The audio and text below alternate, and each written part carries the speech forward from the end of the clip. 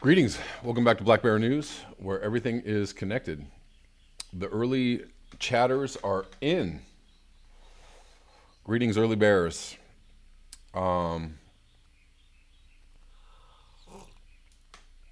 Thank you always for tuning in. So as you may have guessed from the title of this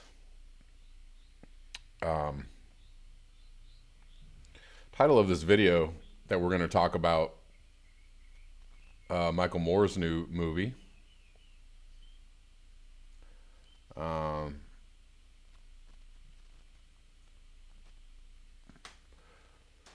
But I wanted to actually maybe read a couple early chats. So very quickly, guys, remember to like the video. Remember to make sure you're still subscribed. And also, tomorrow, have we got sound, or are we getting sound? Making sure we got sound? Yes, okay. Got to make sure we got sound. Tomorrow, I've tested the live streaming on Rockfin. It is a go. I tested it last night and it worked. So tomorrow at 11 a.m. at this very time, I'm going to do a live stream on Rockfin. So if you're not following me on Rockfin, or if you haven't gotten over there yet, or if you haven't gotten the app yet, or haven't, checked out the site yet, please go do that. There's a link in the description box in this video. And maybe I'll try and link it somewhere during this chat. But please go to Rockfin tomorrow at 11 a.m. I'm going to try and there's a lot of progressive, video pundits over on Rockfin. Kim Iverson just joined Rockfin. Graham Elwood, Nico House, Convo Couch, a bunch of other people are on Rockfin. So that's good. That means it's gaining in size and hopefully popularity. I mean, Kim Iverson has a ton of followers, like over 200,000 followers. So if she brings 200,000 followers to Rockfin, that's really awesome. So what I'm going to be trying to do, and what a lot of other podcasters are doing like one weekly live stream on Rockfin. So maybe I'll do Friday mornings on Rockfin. We'll just shoot for that for right now and just see how it goes. I'm interested in getting away from YouTube a little bit because they seem to be targeting me with a lot of funny business, like really hard. So and I don't really know what to do about it. I don't have any recourse. If I had 200,000 followers, maybe I'd have more recourse. But, I have 2,000 followers, sir. Yep. Matt Angiano says, sounds like Rockfin might be the left place to go. Indeed.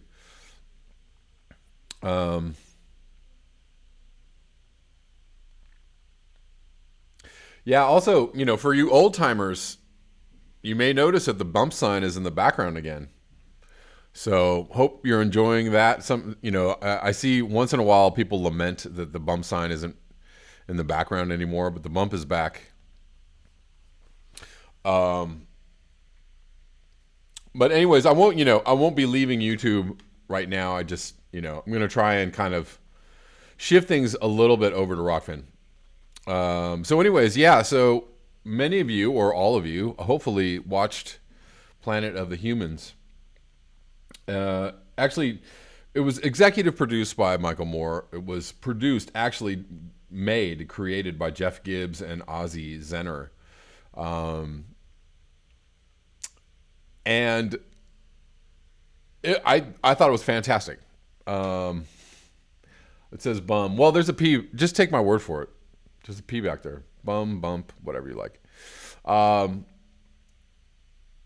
thought it was fantastic. I thought it was really well done. I think it definitely cements Michael Moore it cements him a little more in the doomer category, or at least in the, reality around climate change category. If you thought that Michael Moore was confused about the seriousness of climate change or around some of the issues regarding climate change, I think that documentary changed the perspective for many people. What can I say? This clearly exposed the fact that, green energy is not green. That mainly it's a racket. This went so far as to, okay, so in the last few months, I was a staunch Bernie Sanders supporter, and I was actually supporting his version of the Green New Deal because I thought that it was at least a way to get some serious conversation going around climate change. And through the last couple months, and it's pretty obvious over the last few years that the conversation around climate change is a difficult one and probably not getting any easier. But and even with this documentary, I have to say this actually gives a lot of fuel to people who are maybe libertarians or maybe people on the right or maybe people who are in the denier camp to say, like, this is all a globalist plot, to try and, this is all about the money. This is all about the Benjamins. This is a money plot by global elites, to take over our energy systems or to take over our lives with technology. And could you really argue against that? I can't. The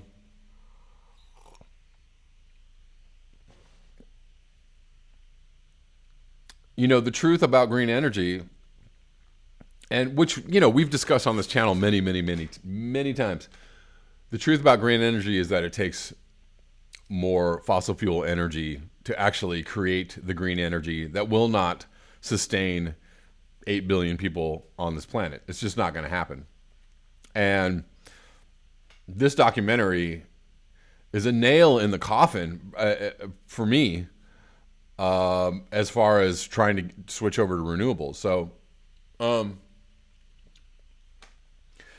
my tacit support for the Green New Deal through a Bernie Sanders campaign was mainly like, look, this is our best shot at getting somebody who is somewhat left or somewhat progressive close to the White House or in the White House who will actually make climate change a priority.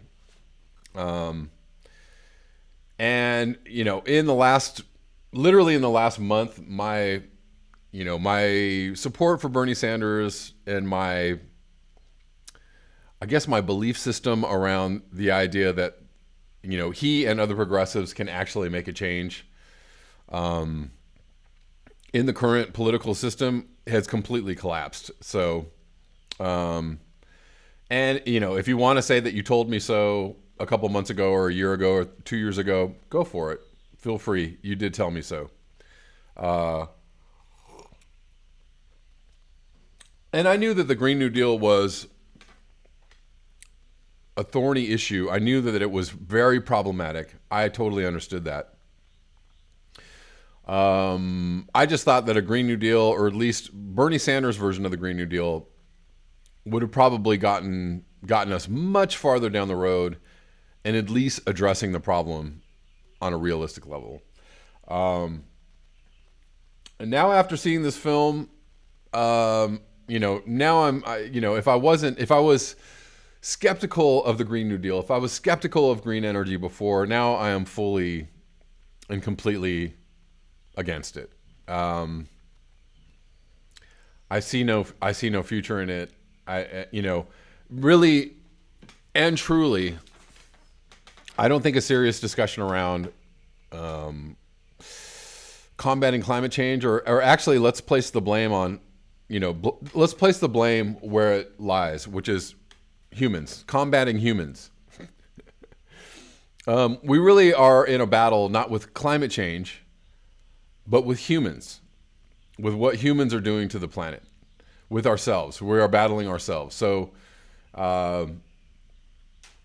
truly, that is the problem, right? At the end of this, documentary sums it up really well.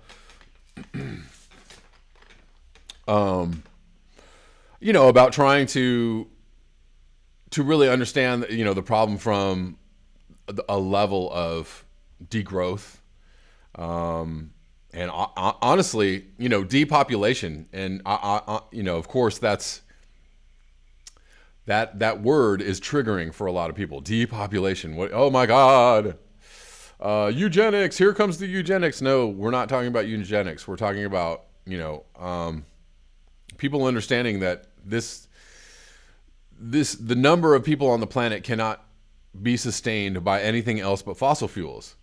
So if you're going to get rid of fossil fuels, you're going to have to lose a certain number of people on the planet. And I don't mean killing people. I don't mean wiping out people or letting people starve or letting people, die, I guess. Although letting people die, I don't know. Maybe let's talk about that. Why not open that portion of the conversation up to, what's necessary or possible, right? I mean, we keep people alive on this planet out of a knee-jerk, humanism. We must keep everybody alive for as long as possible, and that's just how it goes. Can we actually think about that? Can we actually consider that to maybe be a flaw in the thinking? Or we were talking the other day about assisted suicide. Do we need to keep people alive that don't want to be alive anymore? How about that as a conversation starter, not ender? It's a really difficult conversation, right? I've already gone down roads where, that are head explosions for a lot of people. Oh my God. But it's real. It's the problem is real. The issue is real. And the only way the issue is going to be addressed and possibly addressed correctly is if there's a conversation around it. And so, the knee jerk, oh my God, eugenics, or oh my God, whatever you want to say about, some people, if you bring up the word overpopulation, they immediately cry racist or cry whatever. Fuck all that. Fuck the eugenics, cry, and the immediate reactionary eugenics cry. Fuck the immediate reactionary racist cry. I understand where that's coming from. I understand completely where that's coming from. But the problem needs to be talked about. So don't shut down the conversation if you don't understand that that's not what we're talking about. What is it that we could possibly do in the face of this problem? How is it that we can address it? We have 360,000 people born every single day. We have 150,000 people die every day from whatever causes they die from. And then you throw in the mix that people believe that Bill Gates is somehow involved with this virus, or, going down the conspiracy road right now. But people believe on some level that, Bill Gates' involvement in vaccines and or this virus is somehow connected to climate change and depopulation. Right. Obviously the elites understand that overpopulation is a problem too. Are they trying to deal with it on some nefarious level? Are they instituting, measures that we are unaware of or unaccepting of in order to seek some kind of depopulation agenda, as it's put in the conspiracy world? How do you separate an honest conversation around overpopulation, with that whole idea that there's this grand conspiracy by elites and they're gonna, they want to kill people? Again, there's a difference between killing people. There's a difference between, letting poor people die so that people can live, and having an honest conversation around what is it we actually need to do around overpopulation. And I'm sorry, I know that the super PC answer is education and contraceptives. I'm for those things. Those are great things. How do we institute those immediately? How do we institute those immediately without some kind of overarching control, without some kind of, draconian, if you will, control?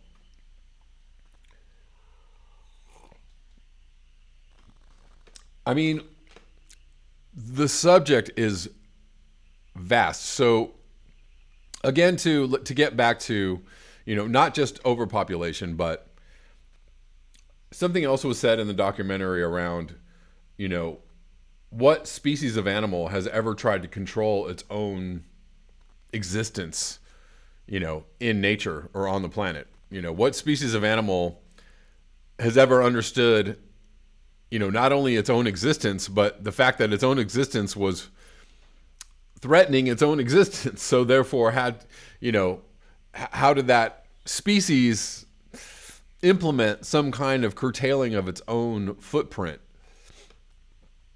on its habitat so that it did not wipe out, right? It takes a bit of knowledge, awareness, foresight.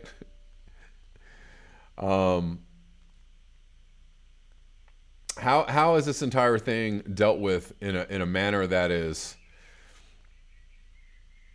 at the same time, at one time compassionate, and at another time actually limiting human activity or human entitlement, really, or human supremacy?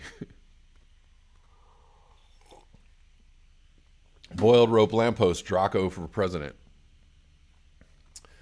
I agree with. I agree totally with contraceptives and allowing women to make choices about their bodies. I think that's totally there. I don't see it being implemented or accepted in time. I just don't see it. And to go back to something I said many, many, many months ago, maybe years ago even, if we don't limit ourselves, nature will. Right? So we have a pandemic, raging around the globe, trying to put a limit on human existence. And we're like, say no to this pandemic, but we can't say no to, putting an end to some of our existence on the planet. It's just a sticky, icky, tricky conversation to have, because when you really get down to the crux of it, I'd say we're all compassionate humanists on this channel or on this planet. We all don't want people to suffer. We all don't want people to starve. We all want, people to have access to everything that everybody else has access to. But it is the feeling that we are entitled to a certain standard of living is really at the root. It's totally at the root of our problem. Is it the root of our problem? I don't know, but it's one of the roots of our problems. Anytime somebody talks about standard of living or raising standards of living, you're completely delusional, because our standard of living is it's arbitrary, right? We made this up, right? Our standard of living has raised exponentially over the last 100 years, right? 100 years ago, people were still living off the earth. Airplanes were barely invented. Few people had cars. Few people had lights or phones. Nobody had phones in their houses. 100 years ago, our standard of living was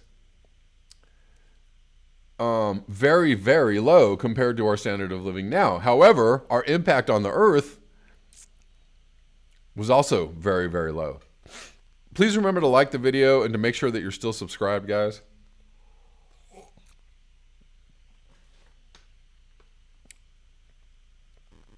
David Cardell says, open your garage door.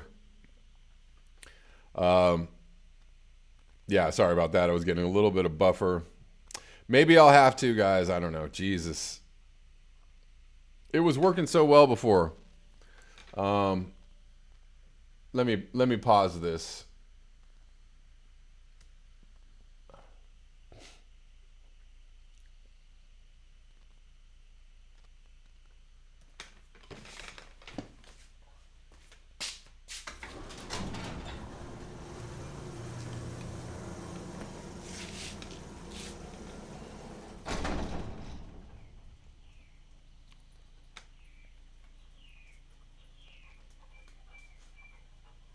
I am Sweetleaf says plandemic.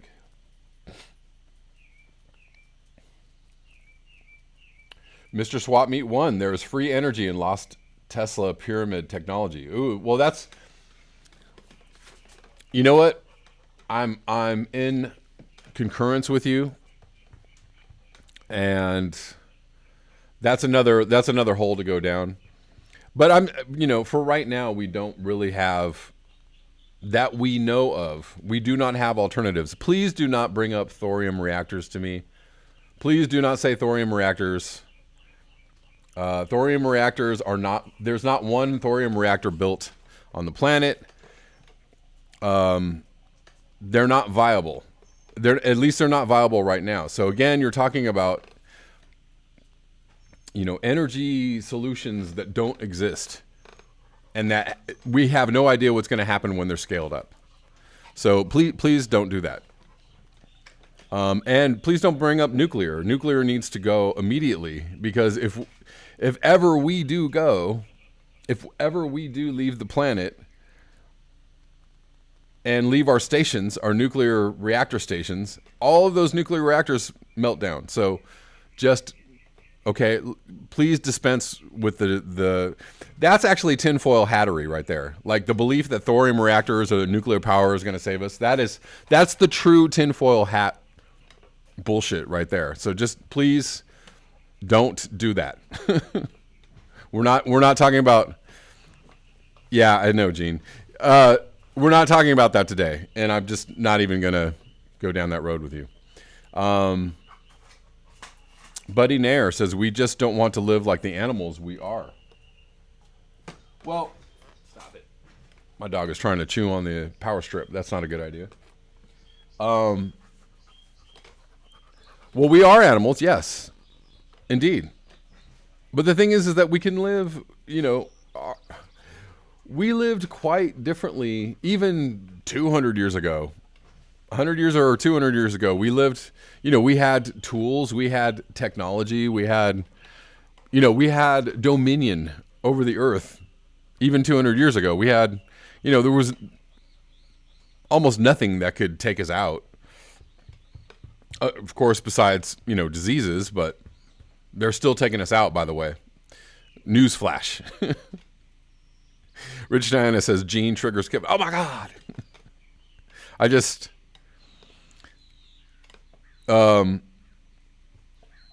Oceanic Estate says, even the animal can live with grace.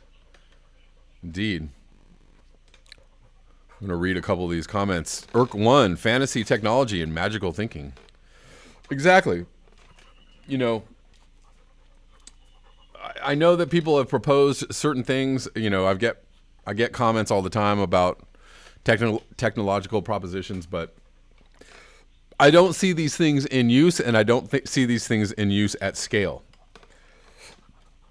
I'm all ears if there is some kind of perpetual motion machine or, free energy machine. I'm all ears. Bring it to me. But if it's, something that isn't actually happening right now and doesn't require the energy inputs, and that is really what is being summed up in this documentary all of this green technology requires more energy inputs than you would burn or use if you just used the dirty energy in the first place.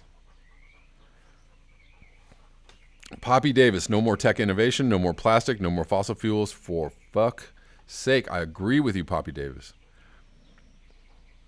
So really at the heart of the matter is like, we need to start having discussions about our standard of living and what it is that we think we're entitled to because we're human beings. A good friend of mine is one of the few people on Facebook that really just says like some really nice out there truisms that most people would get in trouble for saying, but he has the ability to say it. But he, has a few times on Facebook said, no one is entitled to shit, right? And it's true. Nobody's entitled to shit. I know that, especially progressives and humanists and all the people who are riding the compassionate wave, we all like to talk about, what are human rights? There actually aren't any human rights. Human rights are completely arbitrary, completely something that we made up. It's a good thing that we made them up because, before the idea of human rights, it was just, slash and slaughter. It was truly, getting down with the animals time. But I mean, we've evolved, I guess, to a point where we see, certain treatment of each other as humane or moral. And yet we can't extend that same, standard of morality or humaneness to the rest of the planet. I mean, we can do it on Instagram. Oh, I love these trees. Oh, I love this, my garden, these birds, my pets, these beautiful animals in the forest. Yes, all that is wonderful. That's all very wonderful. But do you love it enough to stop using all the things that you use? Do you love it enough to stop having all the things that you have? Do you love it enough to take yourself out of the system? I'm asking this question of myself too. So there's no, this is not a preacher on a soapbox moment for me. This is just a question that's been asked many times before. And I'm going to continue to ask it because it's something that we should ask all of ourselves. J. Thadcast, sacrilege, BBN, but God.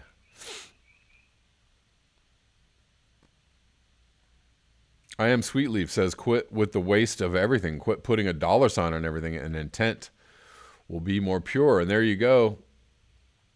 The wonders of capitalism are, well, if I can sell you this thing that I just, picked up in the forest, or this animal that I just killed in the forest, or this tree that I just cut down in the forest, or these minerals that I just mined in the forest, or this oil that I sucked out of the ground in the forest. If I could sell you those things, well, man, I guess I got to go back to the forest and suck up all these things out of the forest. Because I can sell you a lot of these things.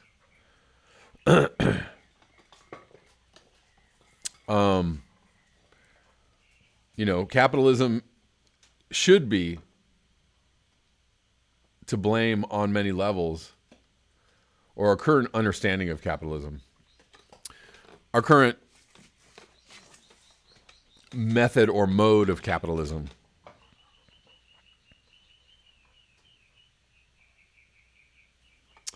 Caleb Rochester said, are you willing to die out of a sense of civil duty? I am.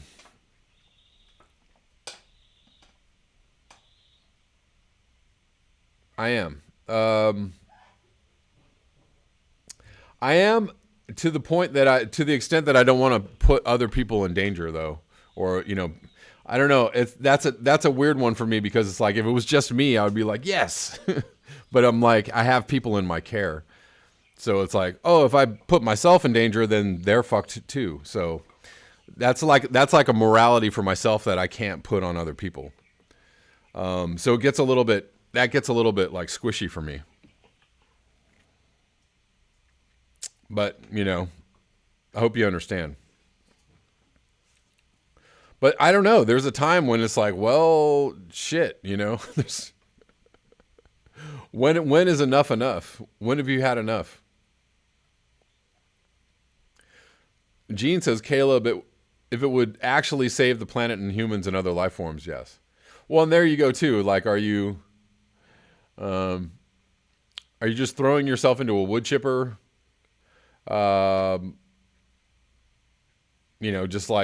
Just because, or is that the wise thing to do, or is saving yourself and your energy and your wisdom for another day, is that the wise thing to do? So many questions. Oceanic Estate says, when you say save the planet, you actually mean saving humans. Leftists don't like that. They don't. And so, another great point that they brought up in the movie. Well, I brought it up earlier in this video. It's really about us and our destruction. It's not about, they were like, we focus on the word climate change as if we're blaming these molecules in the air, or blaming some kind of shift in our ecological systems for what's going on, or we're putting the onus on something else that we need to struggle against. And it's us. It is us. It is us and our destruction. It is the things that we are doing on a daily basis, on a system-wide basis, to destroy, pollute, foul our nest. And so we really have to continue to look at ourselves. And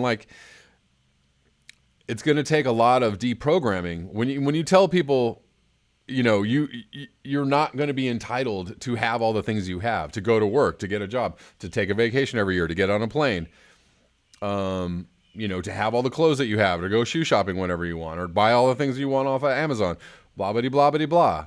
When you tell people that you don't get to do that anymore, you're not entitled to do that anymore, stupid human, stop doing that. People are going to be really pissed. Oh my God. But I worked for it. I worked really hard. I went to school. I followed the rules. I did what everybody told me I should do. And now I want all my things. I see people going through that shit every day on Facebook, or at least espousing that, I finally got mine. I finally, I worked and worked and worked, and hey, more power to you. I'm happy for your success. I'm happy for your work ethic. I'm happy for your achievement of goals. Those same things make me happy too. But the thing is that you don't understand the achievement of those goals, just automatically entitles you to this destructive life, this, immediate upping the destruction of your lifestyle. And it's so, it is so, what's the word I'm looking for? It's just automatic. It's unconscious. It's just not even, people don't even, they're just like, that's what we're doing. Oh, I got a good job. I got my money. I got my, I got a good check. I got like healthcare, got these plane tickets for my next, that's what I'm doing. I'm doing it and you're not stopping me, and fuck climate change. But, eventually climate change is going to say, fuck you. Probably sooner than you think. And here's the really fucked up thing. If climate change doesn't get to you, climate change is going to get to your children. You may escape. You may escape the ultimate fuck you, but your children will not. And you're okay with that because of denial. Whatever. Ha ha ha. Let's just be funny on Instagram.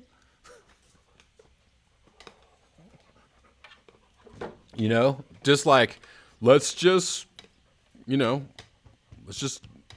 we're so fucking superior, and not bogged down by negativity that we're just, we can just avoid all this shit by just being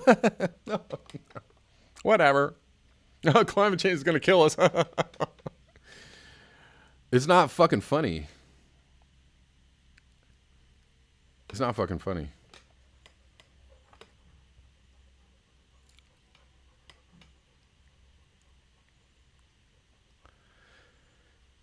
Yeah, Anthony Davis, I hear you, man. There's a lot of people really struggling. Me, I'm built for this shit, and I'm just saying, like, I don't understand because I'm like a natural loner. So I'm like, shit. I got my computer and I got, I got my garden. I got my dog and some food. I'm fine. I'm great. But a lot of people are really struggling with this, and I understand. And I'm sorry to hear that, man. I hope that she, feels better soon. Yeah, I know. I mean, I'm seeing some people on my social media just like freaking out. Low level freaking out, right? They're not popping yet, but they're like, ooh, oh, I see you're about to pop.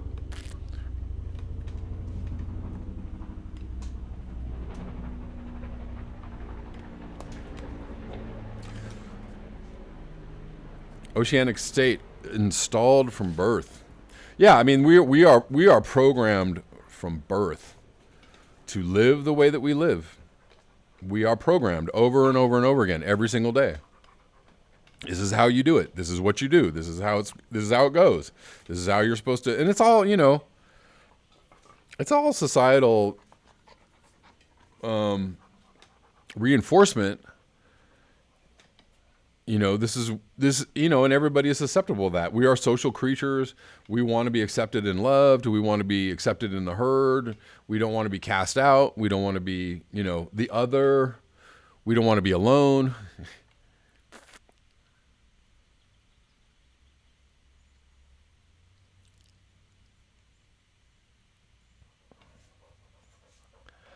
I am Sweet Leaf because you are the brawny guy. I'm the brawny guy. Yes.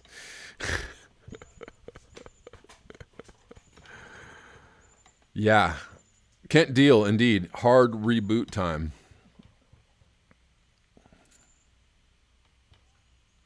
Osama, number 5. If the amount of ionizing radiation in the spent nuclear fuel goes into the atmosphere, it will destroy the stratospheric ozone and the atmosphere will be blown into space by the solar wind. So yes, whenever you're like, but nuclear, that's you're actually saying like you're cool with the ultimate destruction of the planet in very quick haste.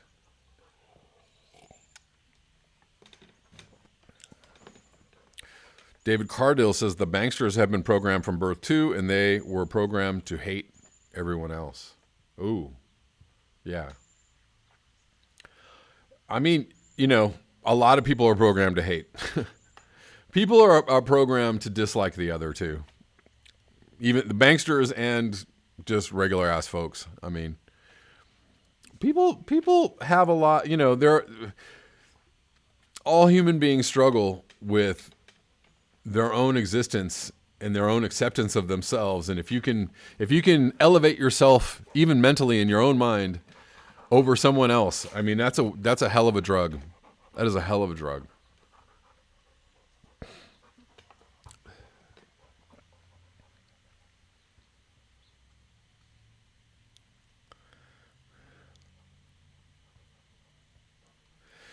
Kent Deal says nuclear is the only reason to preserve civilization, that and hot showers. I mean, really, you're dead on the money. But I mean, if there's any reason to just at least have some kind of infrastructure in place, it's to keep those damn things going until we can decommission them. At the very, I mean, we got to keep something going for the next, however long it takes to get those things taken apart. I don't know if we can do that.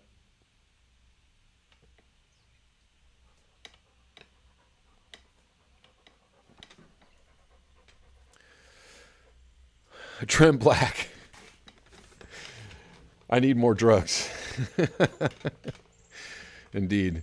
Well, anyway, so I just wanted to kind of have a little conversation about that film. I thought it was beautifully done. I thought it was, there were no holes in it that I could see.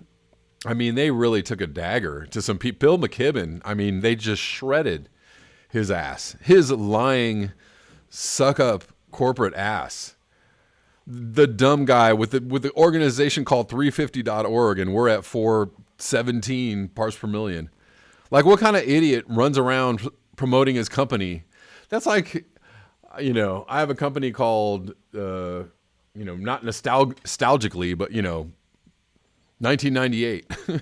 The new shit. Let's keep things, can't wait till we get to 1998, but it's 2020.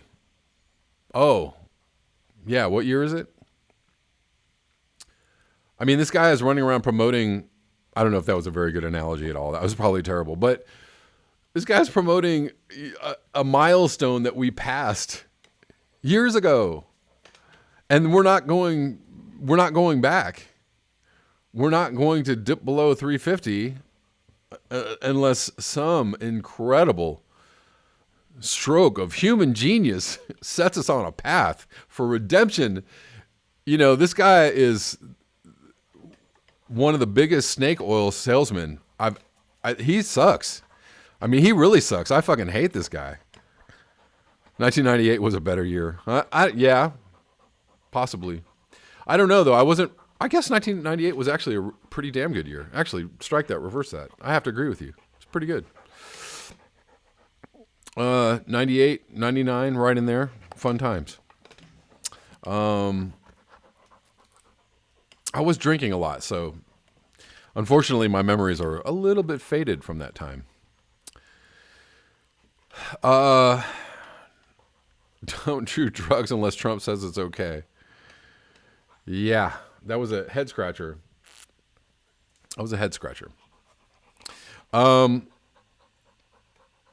Yeah, so they shredded Bill McKibben, they shredded Al Gore, they shredded Barack Obama.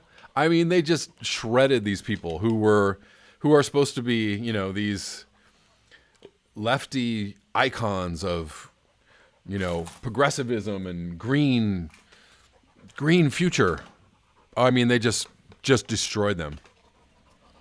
I don't know how you can watch this movie and still believe in anything called the Green New Deal. I just don't know how you could. It's, it's ridiculous. And I don't think you can talk seriously about a plan to combat climate change or turn our ship around without it really being heavy on degrowth, depopulation, or, overpopulation. And seriously taking down, reconstructing the idea of what our standard of living is. I mean, you really have to just, you have to do away with, infinite growth. You have to do away with all kinds of things, all kinds of ideas that people are still really married to. I mean, you have, jackball Trump running around, jobs, economy. Ah. I mean, this guy is the biggest cheerleader for death. Death at the end of a civilization. How fitting. This Nero-like character who is, singing the praises of this system that is quickly destroying us. The dude, billionaire action, indeed. I mean, so yeah, that's, that really has to be where the conversation starts. I mean, Green New Deal can't even be where the conversation starts. I don't want to hear shit from progressives or AOC or Bernie Sanders. I don't want to hear anybody talk about Green New Deal. Like, fuck the Green New Deal. Let's talk about the degrowth deal. Let's talk about the de-footprint deal. Let's talk about, the unemissions deal. And let's talk about, seriously living with less. And not just like, oh, I decluttered my closet. Not like that kind of less. But like, seriously, you're going to have to live with less. In the same way that everybody's being forced to live with less right now. It's going to have to be on that level times 30. Your ass is going to live with less, or else all your children and your grandchildren die. Whoa. But that's real. That's the equation. That's real. Oh, how hyperbolic. No, that is the fucking equation. It's not hyperbole. That's just fucking real. And you go, meditate or take a walk or, whatever you need to do. Go sit in a room somewhere, go sit in a corner, go find a mountaintop, go sit somewhere and think about that. Firecracker, stop shopping. So yeah, that's, there ends my rant on that. I'm going to cover just a couple of things before I get out of here, guys. Let's see. So this is scary. Recovered almost. So yesterday I read a post by someone on Facebook how they were not getting better from the coronavirus, and we're hearing stories of reactivation. People that were cured of the coronavirus, being the virus being reactivated. Very, very frightening. Very frightening. So this is this is new. This is from April 21. Recovered almost. China's early patients unable to shed coronavirus. Out of Wuhan, dressed in a hazmat suit, 2 masks and a face shield, Du Mingjun knocked on the mahogany door of the flat in the suburban district of Wuhan on a recent morning. A man wearing a single mask opened the door a crack, and after Du introduced herself as a psychological counselor, burst into tears. I really can't take it anymore, he said. Diagnosed with the novel coronavirus in early February, the man, who appeared to be in his 50s, had been treated at 2 hospitals before being transferred into a quarantine center set up in a cluster of apartment blocks in an industrial part of Wuhan.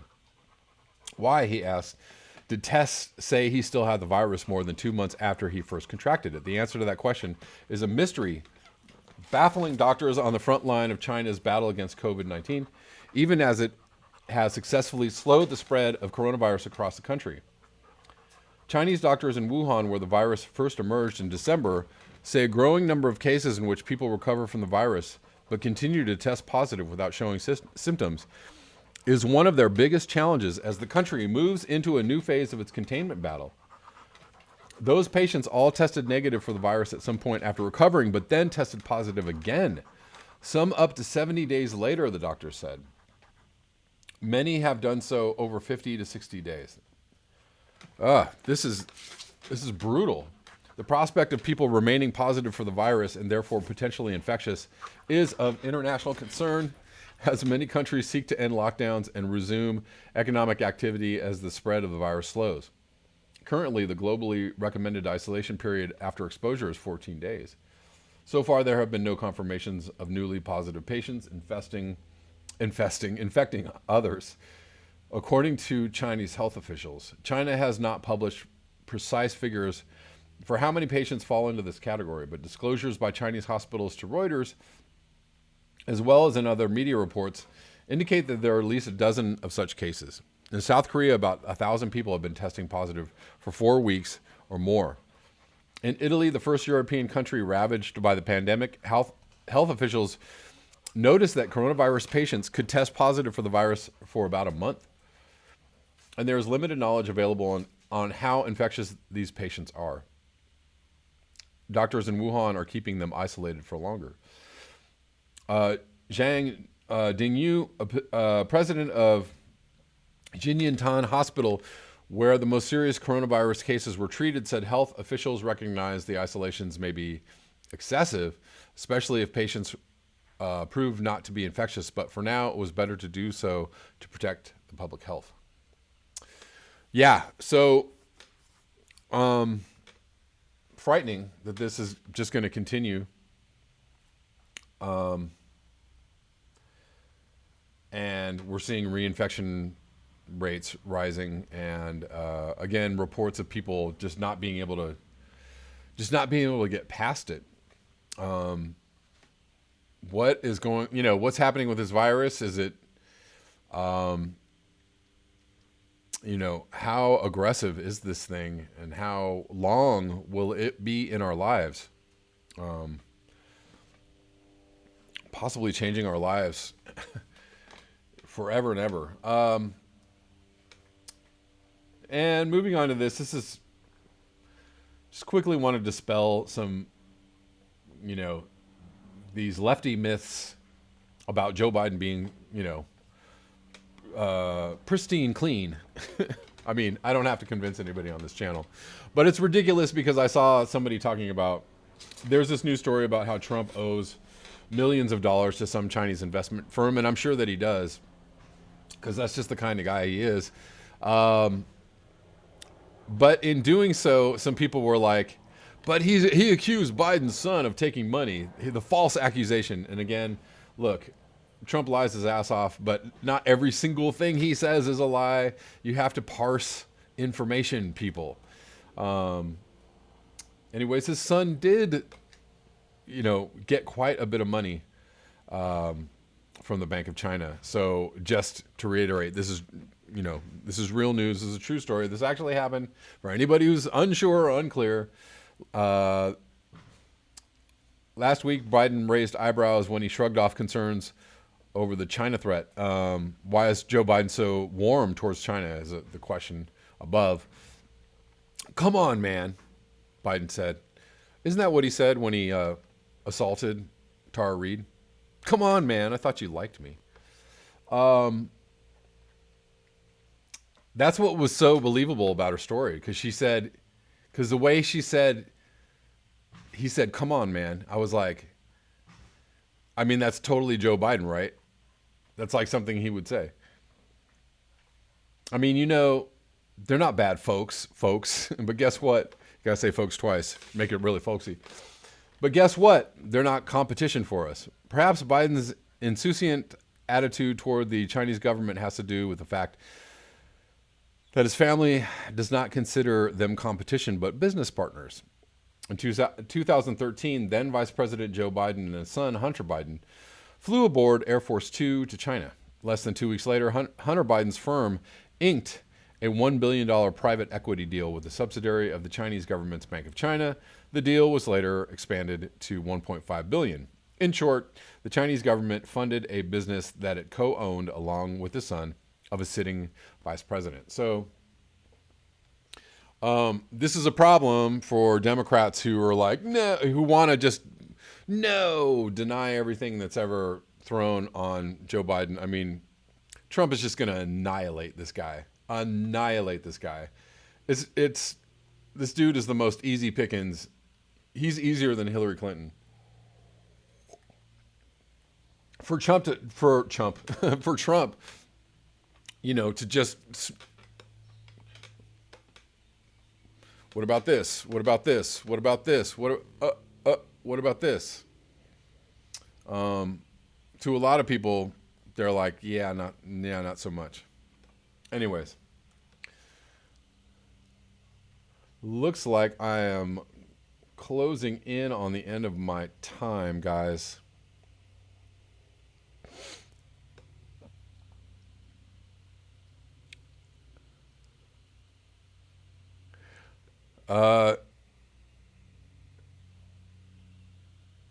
Lying dog-faced pony soldier, indeed. Come on, man. Yes, indeed. Yeah, I mean, it's just, look, if you're really truly concerned about Trump winning again, why would you run this guy? I mean, seriously, that is the simplest way it could possibly be put. If you can't even understand that simple equation, this is a bad idea. To run somebody with so many questions around them and so little mental faculties for a brutal presidential race. Why would you do this? Unless you really wanted the other guy to win. Unless you were comfortable with the other guy winning.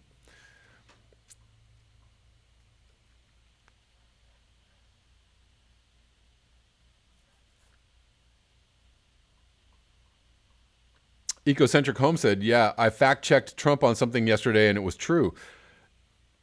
Yeah, I mean,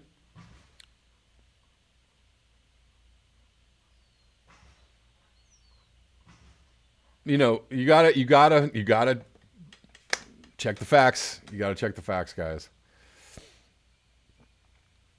Poppy Davis says, Kevin, you're much better at limiting your time and I don't like it. Sorry about that. Well, I wish I could do more or go on for longer. I actually wish I could do many of these videos a day. I'm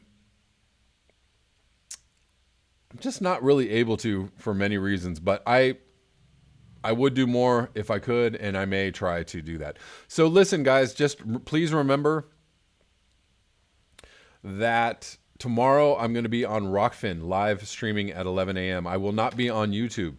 If you don't know where Rockfin is, there's a link in the description box below this video. Please look at the link. The link for Rockfin is ROKFIN. Yeah, we're going to see how it works out. Hopefully, cross fingers that there are no technical difficulties. I tried to do this about a month ago or a couple of weeks ago, and it didn't work out. But I'm going to see how this Rockfin live stream goes. But thanks a lot, guys. Thanks for your eyes, your ears, and your conscience. Until next time, peace.